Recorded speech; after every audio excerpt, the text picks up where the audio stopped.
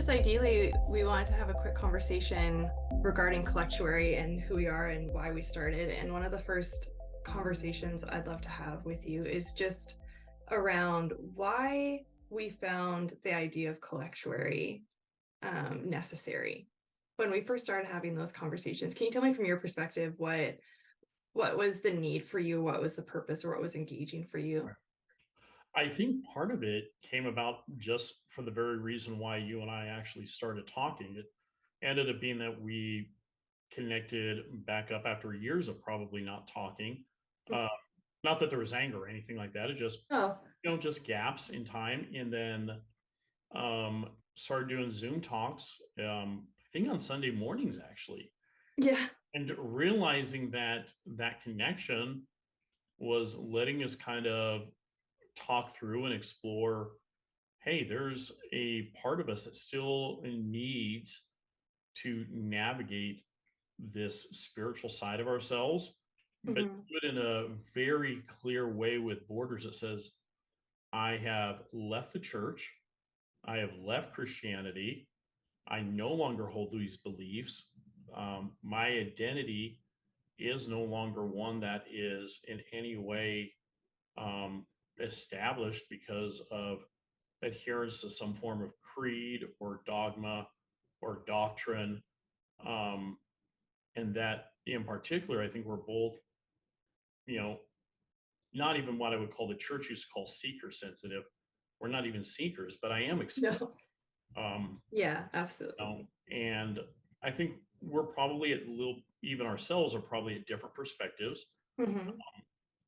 I, not to put words in your mouth, I'm deeply at one time I considered myself possibly going down the atheist perspective, and I can't do that. I've concluded I'm not an atheist. Um, I'm deeply spiritual. My daughter asked me once, just a few weeks ago, um, so you don't believe there's no God? I go, no, I definitely I can't believe an atheist. She goes, so you believe there's at least one God? I go, I think there's definitely more than one God. So I think I've come out to be that at least I'm a pantheist of some sort or Hmm. polytheist. So Okay. I've just got to figure out which ones those are now. Yeah, I think for me, it was more this idea of realizing that there was a void. Yeah. I had left the church, we had started talking, I had been going on this exploratory journey. And it was kind of like what you said, there was a spiritual aspect to my life, but there was so much about the church that I loved. Yeah. And there was so much of the church that I hated. Yeah. And I couldn't go back to this environment that at times felt very toxic and traumatic and irrational, but miss the community and miss the ritual and miss that kind of effervescent that can come with just spiritual events and stuff. And just started like looking around for like where's a place that I could go that I would fit, because I tried to go back to church several times thinking like maybe I just didn't find the right home. Oh, And every time I'd go there to different places, I don't know, I tried probably 10, 15 different churches. And it was just like, oh, wow, nope. A lot of times I felt like if I was sitting in the pew, I was somehow complicit to some of the behavior that would come out of those institutions, just yep. being there. And I have gone down different rabbit holes in my own faith of like, do I believe in God? Do I not believe in God? And I felt like even if I was within the church, if the people who went to those institutions really knew me and really knew what I was walking through, they wouldn't actually accept me unless I conformed or unless I put on a show. And I was exhausted with that. I was no longer able to go on with that performance. I was ready to just have an authentic life where I could be myself and I could be honest and allow myself to use some critical thinking skills sometimes, or change my mind, put on some sort of spiritual hat and be like, maybe I'm an atheist, and then try that on and be like, maybe not. And now I can change my mind because I'm not identified Yeah. and tied to this because my whole community or my whole life is wrapped around some sort of concept. And so I've been kind of trying things on, but overall for me, like Collectuary provides this place where people who are either ex-church or have never felt an alignment with church in general or God in general could come and still have a spiritual life and a spiritual ritual and not have to conform to some sort of ideology, that they actually get to be in the driver's seat of their own faith and change their minds as they grow and adapt, and not be stuck to a black and white box of some sort of creed or identity or theology or dogma. So that's kind of some of the reasons why I started adapting, and our conversations helped it form because we've both been in ministry in Yeah. church. One of the words you used there was authentic, and I think that's, for me, one of the things I'm looking forward to the most. And just for my personal story, I stopped believing probably 10 to 15 years. I started questioning 15 years before I left the church. Mhm. Truly can point to the day I stopped believing, and that was a solid 10 years before Yeah, I actually gave up at the church. And um, that whole experience was a very inauthentic one, because who I was not who I portrayed myself at work. The whole inner person was completely different. And um, I've twice attempted to go back to church. One that was very much a standard, very conservative, and I think I lasted 10 minutes. I just could not go back to an experience where I felt was not inclusive and affirming. yeah, yeah, And then I was able to go to a Presbyterian one, which was incredibly diverse, inclusive, and affirming. But at the same time, I still feel like this is not me. And I think the thing I'm enjoying about this idea of collectuary is that it's meant to be a place where you can truly be authentic. It does not yeah. matter where you are in your process, what Mhm. beliefs you have. It's the fact of the matter is, are you wanting community and connection? Are you open to hearing other perspectives and other views? Uh, Mhm. I think the only thing that we're hard on is that we will not utilize terms and doctrines from the church world, and that a lot Yeah, of people are post church. yeah. So for that, we're going to steer very clear of doing things that would be triggering. Um, Mhm.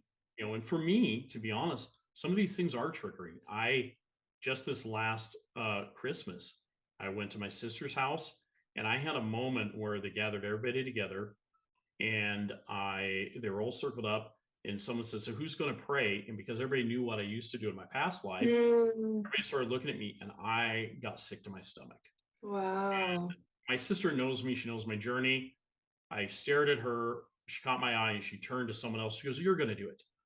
And I turned to her afterwards. I said, "Thank you so Thank much." you. Yeah. The nice thing was, she looked at me. She goes, "Oh, of course." She goes, "The thing I always liked the least about you was that you're a pastor." I go, "Good, me too." You know. um, Yeah. but that way, it was. We don't want to trigger anyone. No one has to walk through anything No, in any way brings you back, because for some people it wasn't just, "Oh, I don't agree with that anymore." But for some people it was abusive. For some people absolutely. it was high control. And for Yeah. some people, they're still going through healing, and it may be years before they get through their healing, if they get through it at all. And so I think that's one of the beauties of what we're trying to create, is a very safe and healthy environment that lets Mhm. people know the church does not have exclusive license on spiritual community. They don't Yeah. get to. And that we as humans need community, and that we can engage in it, and it's a deep need, and on top of it, it's something that's a priority. And just because one group has managed to really lay claim to it doesn't mean that they get exclusivity. Mhm. I love the quote from Brené Brown that talks about every human being basically needs love and belonging to flourish, is essentially the essence of her quote. I can't quite remember the verbatim word for word of it. And outside of love and belonging, there's always suffering. And within the church, when so many of us feel like we have to hide aspects of who we are, even though there are people around you and beautiful aspects of community, you don't actually get the full essence of true community because you're not fully seen. And when you come into a place like Collectuary, what we're trying to build, I'm hoping that we can build that muscle again, because I know for me it's been a journey to, reveal parts of myself that I've always had to keep hidden, to see like what's the reaction going to be. Is there going to be a reaction? Am I okay if I'm rejected on whatever I'm putting out in the world? And it's not an easy thing when for your whole life you've known what the standard's supposed to be, and you bypass yourself to portray the right image. Oh, And so coming to a place like this where we're trying to pioneer and build something that is accepting and allows people to be who they are and not be converted to any which way. It will take practice even for you and I who are building it, oh yeah. because we are actually very well gifted and practiced at being a certain way and Mhm. having a standard. And instead now we're trying this new path of saying, okay, what is authentic? And can I share that? Yeah. And if I share that, can I share it here, and is it safe? And what would that look like? And so it's a whole new path, I guess, for church. And like we've talked about how this is like a non-church, but that language isn't even in secular society yet to frame what we're building, Yeah. because everything's always been termed as church. So if you say to anybody in the world, we're building a church, they have a concept of what that looks like. But we're trying to build something that's not like church, but still serves a function of the beautiful aspects of church without a lot of that kind of oppression. And we don't yet have great language around that. So kind of going back to even what you said about being trauma informed and not having language that's infused with Christianity, some of that's building Yeah. what we can as we go, because so much of our language within English and within our society is really restricted to what has been prevalent Oh in yeah. our culture, which has been evangelicalism, Christianity of different sorts, or depending on where you live, it could be a different religion altogether. Well, and that is, it's entirely true. The fact is, this comes from me as a anthropologist and, English major. So much of our world, because the church has held sway, Christianity's held sway, we have had so much of our language that is completely overran by the structure of Christianity, that it does require us coming up with entirely new words. Uh, Mm-hmm.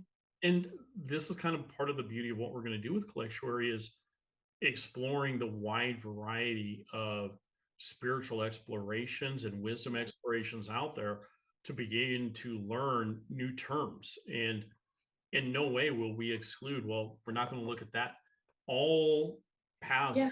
are very open to being able to be explored here, because we have to develop new language. We have to develop um, new traditions, new understandings, Yeah. because we have, I don't want to necessarily utilize the word colonized inappropriately, because I know that happened in a very physical way.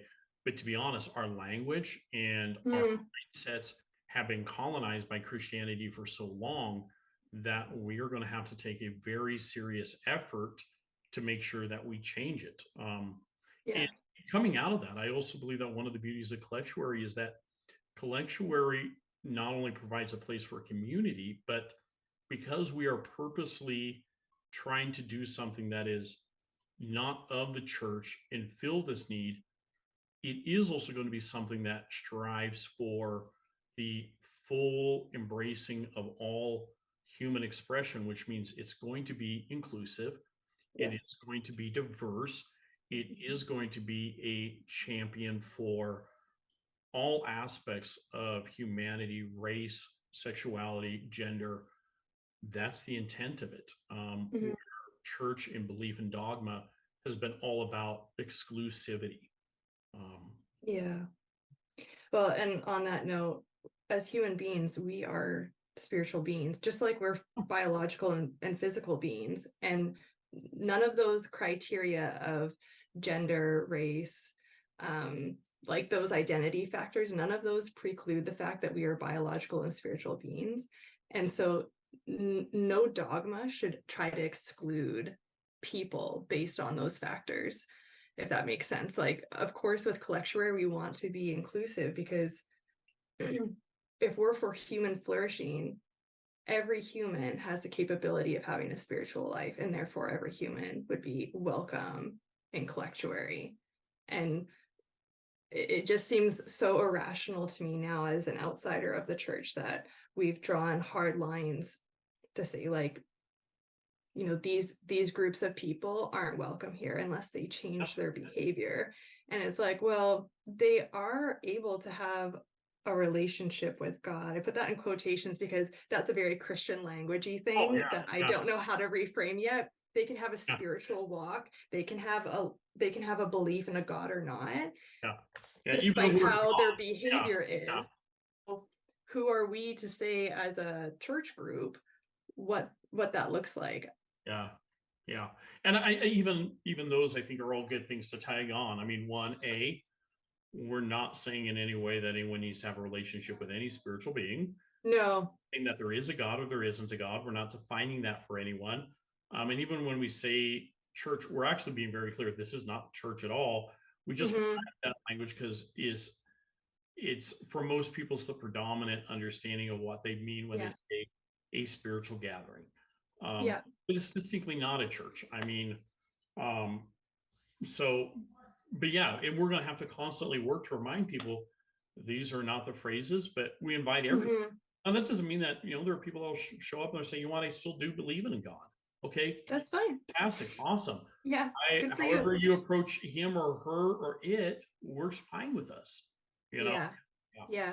Well, I think it may be a good thing here to just define out what collectuary is. Like, the actual word is collective. And I yeah, think people know the definition of a collective, done by people acting as a group, belonging to or relating to all members of the group, taken as a whole, an aggregate. And sanctuary does kind of have a churchy feel sometimes, depending on your yep, background. But the definition can be a place of refuge and safety as part of it. And I think that that's one of the things that we kind of looked at within our own walks. For me personally, I won't put words in your mouth. I wanted a safe place that I could go and actually explore my faith or lack thereof, that wasn't going to have some sort of uh, disconnection a yeah, part of it if I believed a certain way or didn't believe a certain way. So we're hoping that collectuary, being the combination of collective and a sanctuary, a safe place, a place of refuge, can end up being more of the non-church church yeah. No, I way. think that's a great way to describe it. I'm just pulling up some language from our website that I think would be good. Mm-hmm. You know, the tagline right at the top: embrace unity, heal together, flourish freely. These are the things that we're really trying to focus on, is that we recognize that for so many people it is a healing process. It is and so we recognize that if you're definitely someone who is ex-churched, we know that you are going through a healing process, that you are trying to figure out and navigate and unwind and untangle a very weird cacophony of emotions, of really positive experiences and some very dark, negative, guilt driven, and manipulative things, and things that may even reach into your childhood. And it's never going to be an easy situation. And you may never end up being fully done healing, but we heal together. And the tag underneath that is our safe haven shifts away from religious constraints and we pave the way for constructive and meaningful discussion. So, what we're doing here is really how we look at collectuary operating. We'll have time for meditation, mindfulness, other expressions and other, opportunities. But ultimately, discussion, I think, is a core thing of how we're going to approach this. Yeah. And since this is such a new way of exploring spirituality, we will have to open up those conversations to other spiritual leaders within the world to really hear from others what they value, what enhances their spiritual walk, what components they bring into their spiritual life. Because just being honed in on our own experience makes us really limited, and we want to open that up and really understand that spectrum and take all the nuggets from the right places. Yeah. no, I absolutely fully agree. Um, and as odd as it is, I've seen so many churches trying to do these seeker sensitive events. I want to make it really clear. This is not even a bait and switch where it's like, oh, we're trying to No. get seeker sensitive. And secretly, this is sponsored by so and so church. We're trying I heard to, to I have convert you. seen them actually create things that look like this in a way Yeah. to sneak you into church in the back. And no, this is not what this is. No, I I can absolutely tell you, um, this has no connection with any church. This is just for people who no. are ex church, never church. And hey, I plan to never step foot in a church again, as far as I'm concerned. Yeah.